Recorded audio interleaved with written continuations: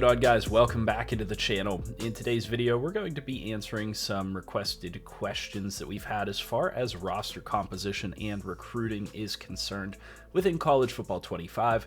I'm hopefully going to also start a series soon regarding player ratings, what really matters within College Football 25, and how that kind of differs from what we've seen within Madden in recent years, because it is a little bit of a different process. Some things matter differently between the two games because of the way that they play.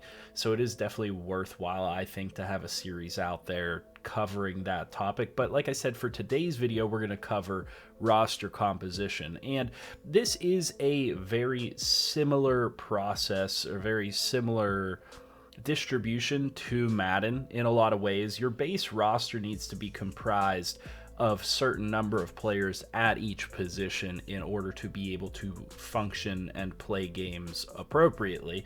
So let's go ahead and talk about those base numbers, and then let's also kind of talk about how many players you should be recruiting on a year-to-year basis, because it is a lot of a different process as compared to Madden, where you can just sign players as you need and those types of things. You never have the liberty to do that within college football. If you don't have a player at a certain position, you're SOL, and if you don't have the depth that you need, you're out of luck as well. So you need to make sure that you are backfilling with your recruiting to make sure that you always have players available to you as you continue to build your dynasty within College Football 25. So positionally speaking, what you need at quarterback is a minimum, in my opinion, of 2 quarterbacks. And really, you only need to play one of those quarterbacks. In theory, you could redshirt the other quarterback. Now, as far as the game is concerned, you could actually get away with just carrying one quarterback on your roster, and that might have to actually be the case. And again, some of these position requirements are going to affect you differently depending on what team you are. If you're a top-end school, you're going to have no problem recruiting players. If you're a bottom-end school, you might have to rock with 1 or 2 quarterbacks or 1 or 2 players at a specific position and just kind of get by with it. But like I said, you only need one quarterback here, because only one's going to play at a time. If your quarterback does go down in a game, that's going to present some issues for you. So I definitely recommend carrying at least 2 quarterbacks no matter what school you are.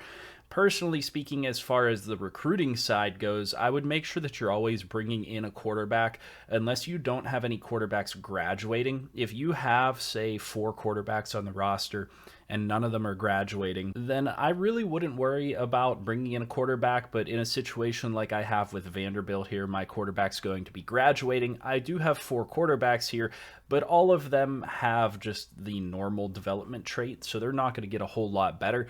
I'm going to be looking to bring in at least a quarterback to try to take a shot and find a higher development trait so they could get better over time. Or I might be looking at the transfer portal to bring in 1 additional quarterback just to see if they can continue to improve above these guys. Otherwise, I'm going to just rock with what I have, and that's why the position requirement also is kind of minimal. And I'm not going to tell you to go out here and recruit a bunch of players at this position, because you can kind of get away with certain things at the quarterback position. At running back, you're going to need to carry 2 on the roster. I believe it's never going to let you carry less than 2 running backs on the roster. From a recruiting side of things and from a gameplay side of things, your 2 running backs, pretty much no matter how you run your dynasties, are going to be getting reps. I've not really seen a whole lot of opportunities where I just have 1 workhorse back and they never get subbed off the field. Even when I have 1 workhorse back, the secondary guy is getting in for extra reps. In pretty much every dynasty I've ever done, it's generally a 2-back system, whether it be 1 workhorse and the other guy just getting carries here and there, or really truly splitting reps. You're going to need 2 backs on the roster. Generally, I'm going to recommend that you guys have a 3rd ready to go and available for you.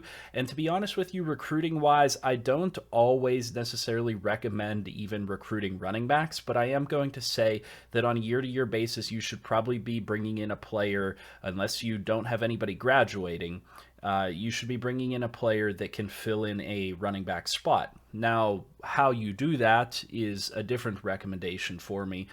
I'm going to suggest that you don't necessarily recruit running backs. I'm going to suggest that you recruit receivers and move them to running back, because that's going to be the most effective way to do that. And then the other side of it is looking for athlete position power running backs, because those guys come in with awesome ratings and good athleticism to match it. Those can be some of your best running back prospects. They may come in lower overall because a lot of those guys, those athlete power backs, are like 3-star players, but you could come away with some really good players. Now, in a situation like this that I have with Vanderbilt, I have 3 juniors and a senior that's going to be graduating. I don't necessarily need a running back, but the thing that you have to consider, and this is a good example that will apply to all other positions, is what's going to happen if I don't bring anybody in once this guy graduates, and then next year I have 3 guys graduating, or maybe one of these guys wants to transfer due to playing time or something like that. In 2 years' time, I'm going to have 1 running back on the roster if I don't change anything or if I don't recruit anybody. So you do kind of always have to have that in the back of your mind as far as, you know, who's going to be leaving within the next year or 2 on your team to affect your recruiting. Generally speaking, that's going to mean that you can kind of just recruit a player per position for the most part. So if your recruiting class is somewhere in like the 20 to 25 range, I think you're going to be doing a good job of backfilling at those positions as long as you're spreading things out. Now, as we know, depending on your team, things are going to change on a year-to-year basis and a team-by-team basis. And so, you know, things might look a little bit differently if you're playing as Toledo versus if you're playing as Ohio State. That's going to present different challenges for you because Ohio State's going to have access to recruit anybody in the country. If you're playing as Toledo, you might not have access to recruit the same players. And so, you know, you don't necessarily want to just go out and recruit a 2-star running back because you feel like you have to backfill the running back position.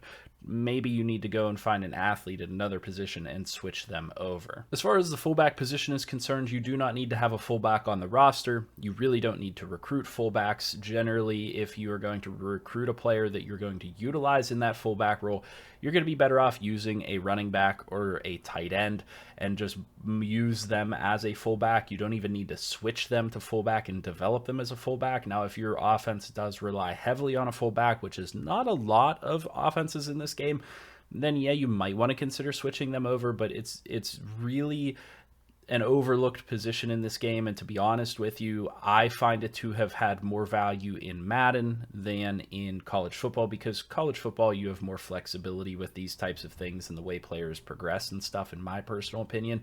In Madden, it's a lot different, where like if you need a good fullback, you probably should dedicate yourself to getting a good fullback and having them at the fullback position and developing them as a fullback. That's kind of a pretty sizable difference between the two games. And then whenever we go over to the receiver position, you're going to, as a position minimum, need 4 guys here, because there are 10 personnel situations where you're going to have 1 running back out there and 4 wide receivers on the field. I believe that the game is going to force you to have 3 receivers, because if it needs to, it can pull a tight end in at that receiver position and those types of things, but that's not necessarily ideal. My personal recommendation is that you carry a minimum of 4. Now, this is a position where you're going to always see, if you look at my rosters, that I have a ton of players. And that's because this is a position where if I need to move somebody somewhere else, they're going to probably come from the receiver position, because these are going to be the best athletes really just across the board. If I need to move somebody to running back, I'm going to take one of these 93, 94, 92 speed receivers that are kind of extra and move them to that running back position. And that's something that I think is a pretty prolific strategy you can use in this game to help yourself be successful with filling out your team. As far as actual gameplay is concerned, you know, playing these players, you're going to have 3 guys that are on the field regularly. So you're going to want to make sure that you have 3 guys that you're confident can be on the field and do the job regularly for you.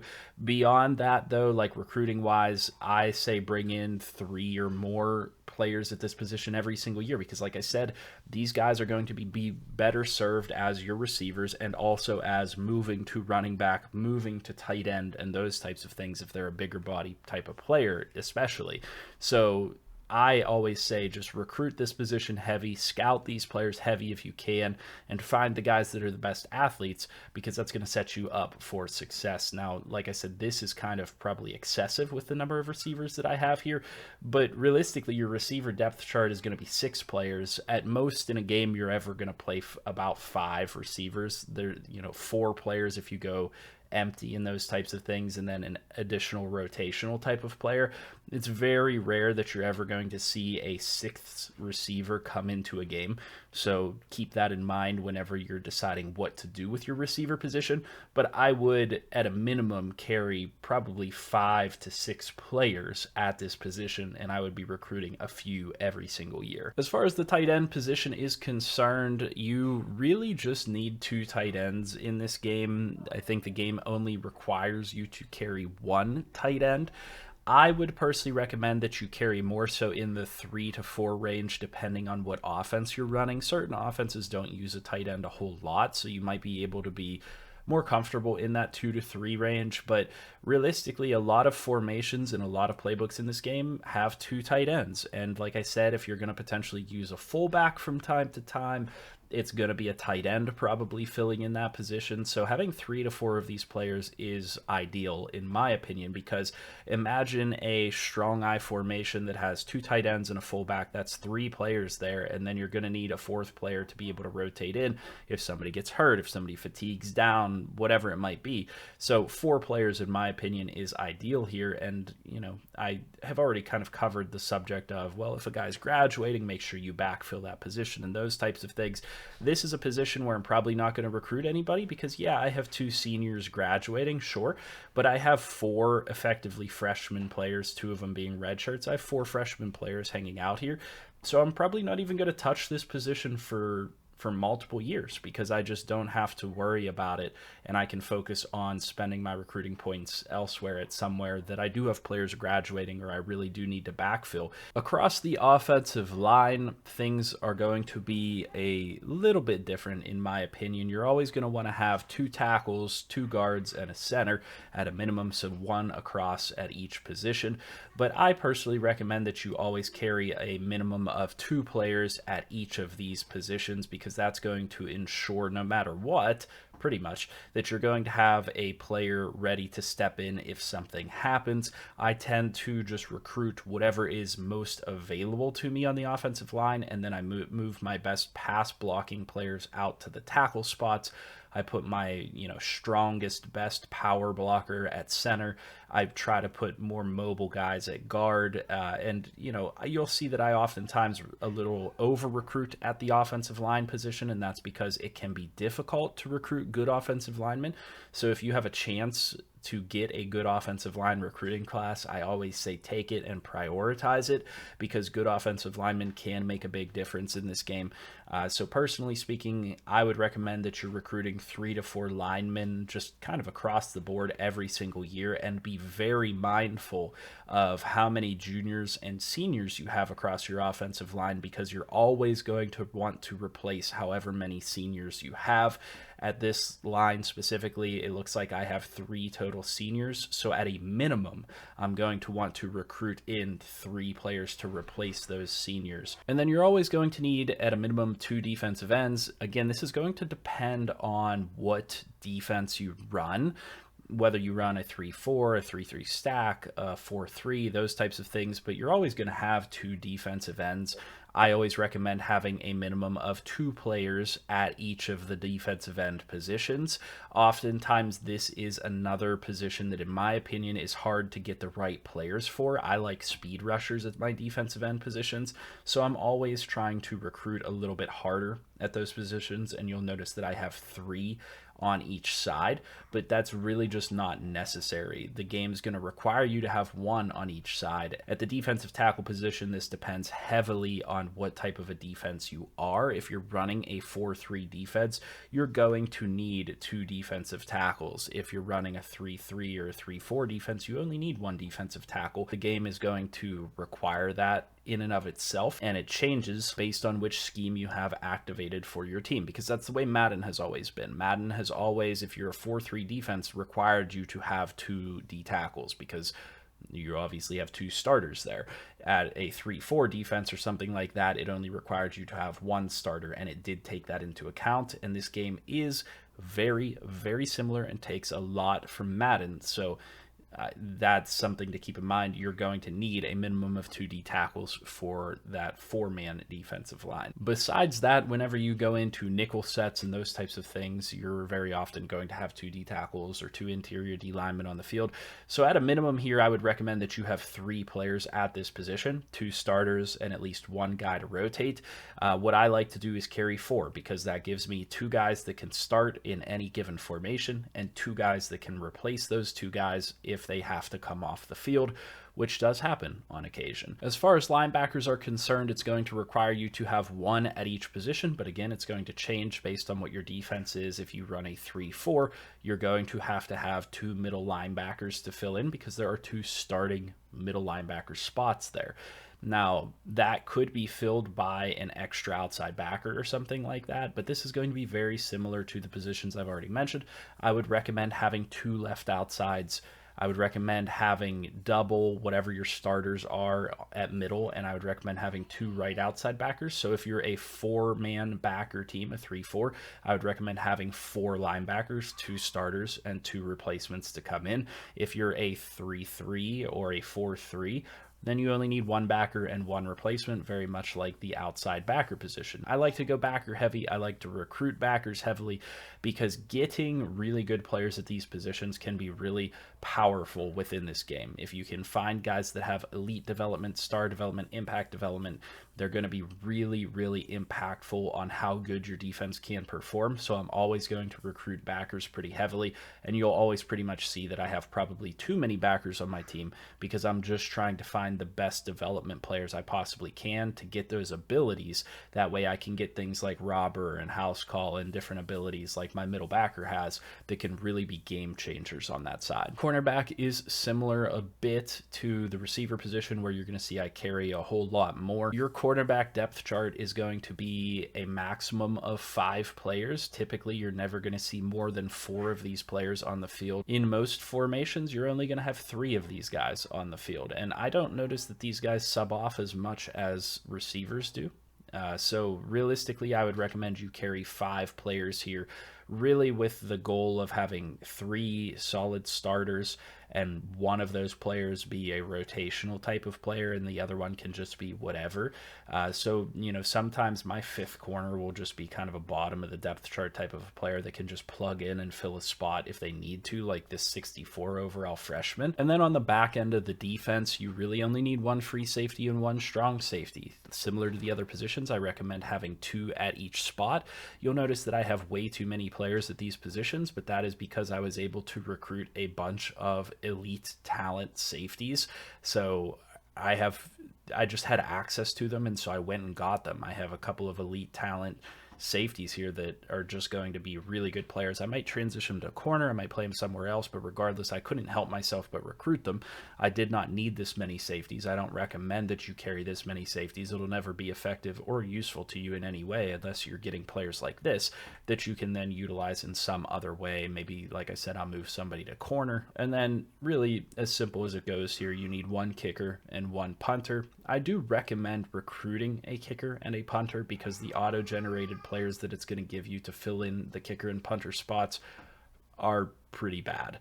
And so that's as far as it goes, what I would recommend recruiting wise. I mean, you have 11 players on O, you have 11 players on defense. So the ideal recruiting number for me is somewhere around 25, because that's going to give you a player coming in each year at each position, plus a couple of extras at key positions like receiver, where you want to maybe bring in an extra guy or 2, or corner or linebacker and those things. So, you know, you can get by with recruiting classes as low as the 15s and the high teens. It's not like you're necessarily always going to be losing a senior at every single position. That's everything you need to know as far as roster composition is concerned, though, and some just connected recommendations for recruiting. I hope that information was useful to you in some way. If it was, leave a like down below, comment, and subscribe. I would like to hear from you guys in the comment section. Are there any specifics that are different from what you've heard in this video that you utilize as far as roster composition is concerned and how you go about filling those positions. Let me know that down in the comment section. As always though, I'll see you guys in the next video.